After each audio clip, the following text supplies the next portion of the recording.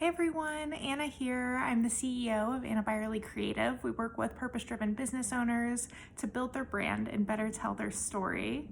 And today I just want to provide a little bit of information about building your brand from the very beginning. I've gotten a couple questions recently from folks who are just starting up their business and they're just not sure where to start in regards to building your brand, which I completely understand. When you are first creating your business, there is so much to do, and it's kind of hard to figure out exactly where your brand falls into that, how much time you should spend on it, and what elements are most important. So today I'm going to go over the couple of elements that I think are the most important things to start on.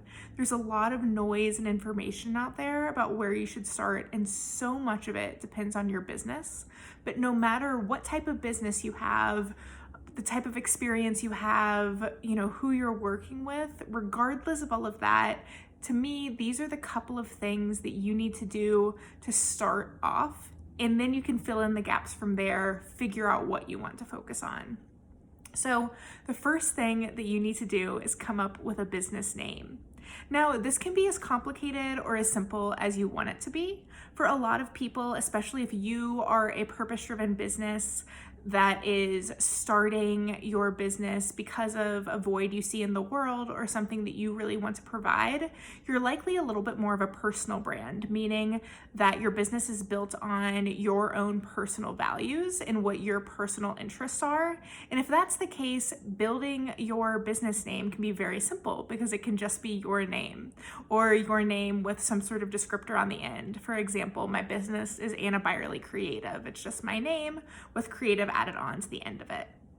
If you know that your business is going to continue to subsist on your own personal drives and interests, and it may, change some bits and pieces in the future, and you want to keep that name, it's perfectly fine just to name it after yourself. You can always change it in the future. The reason that I do list this as number one, though, is because your business name is not always the most simple thing to change. You can always add on a DBA or doing business as, but if you actually want to legally change your company name in the future, it can be a little complicated.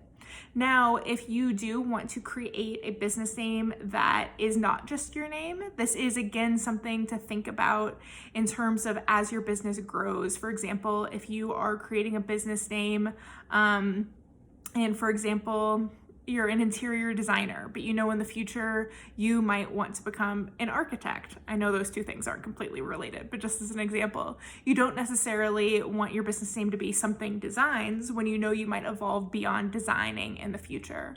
So those are just some things to think about. I have a blog post that I've put up before about naming your business because there's a lot of nuance, but that is just kind of the first beginning steps.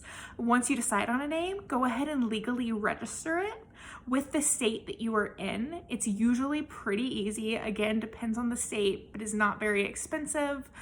Here, I'm based in Colorado right now. I believe I paid about $40 to register an LLC, which is where you need to start. Some are less, some are more, depending on the state that you're in the United States. But that is some place to start so that you have that ready to go. After that, open up a business bank account. That is, for me, one of the things I'm so glad I did at the very beginning, so that once it came to tax time, I wasn't mixing my personal and business finances. Again, this is something else that is free at a lot of banks and is usually very easy to set up if you go to your personal bank and open a business bank account. Some places you can even just do it online. You don't even need to go into the bank, which is always nice. If you want to do that quickly. So that's something else to do when you're first starting your business. And then on the branding side of things, after you create a name for yourself, you need to start thinking about who you want to work with. When you're first starting out, you might not really know, and that's okay. A lot of the beginning of your business is trying things out, starting to work with different people, and really seeing what sticks and what doesn't.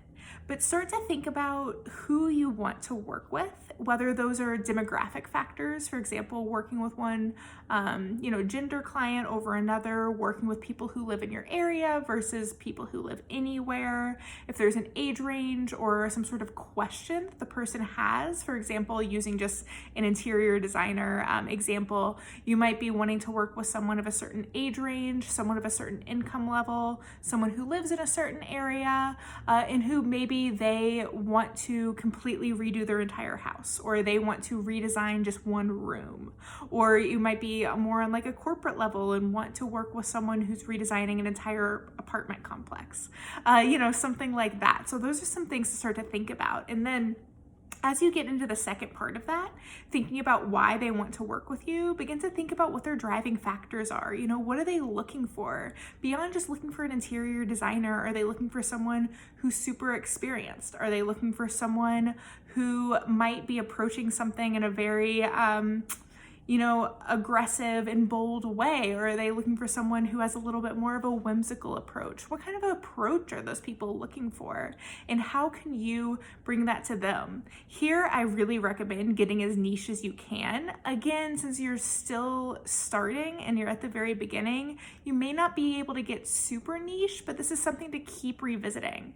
And once you know who your audience is, some other bits are probably going to start falling into place in regards to what services you offer, what your values are. Your values should really cross over with your audience. So you should both be sharing some of those things. For example, if you have a super bold approach to your business, your audience is going to be looking for someone with a bold approach as well. So that can fall over into both of your values. And from there, it's easy to combine your services, your audience, and your values together in a mission statement. And then as you do that, start to just kind of play around with things. Think about your audience. If your audience is looking for someone very bold and innovative, what type of copy are they going to want to read on your website? What are they going to want to see on your website? What are some of those examples? What does your design look like? And that's some place to start. I don't necessarily recommend starting off with, building a website right away. I think that's something that can wait depending on what you do. For some people, you need to have a website right away, but don't try to commit to too much. So really start to play around. So to, go back and kind of wrap all of that up, my number one things to do is to create a name, make sure it's legally registered, get a bank account, and then start to develop your brand. Start to think about who you want to work with and who your audience is. And from there, your services, your mission, your values will start to fall into place. And then once you have those things going, you can then start to think about perhaps engaging a branding professional to begin to develop your voice. But I would say at the beginning, these are all things that you can do on your own. And those are the things that you can really start to do so you can get to know your brand and understand where you want to go. And the more you get to know your brand, the more confident and empowered you are going to be in what you have to offer and who you're working with.